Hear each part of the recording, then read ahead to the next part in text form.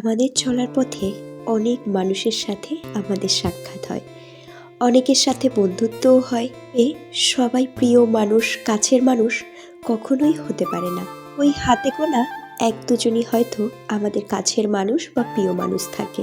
এবার হয়তো কাছের মানুষগুলোর জন্য কিছু করলে ওর মানুষটা কষ্ট পেতে পারে, খারাপ লাগতে পারে, জন্য করলো, আমার জন্য কেন করলো না। বলবো, নিজের জায়গাটা আগে তৈরি করতে হবে। সবার কাছ থেকে সব কিছু এক্সপেকটেশন না রাখাই ভালো। তার জন্য মন খারাপ, কষ্ট পাওয়ার কোনো দরকার নেই।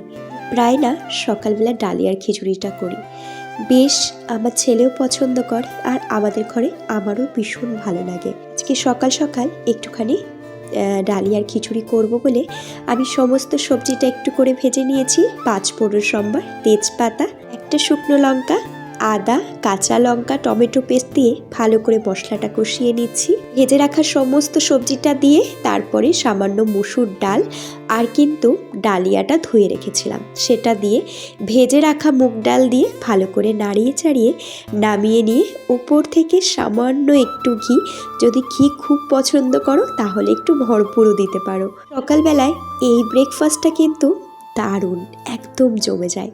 আমার ছেলে খেয়ে দেখো রিয়াকশানটা, ও তো ভীষণ পছন্দ।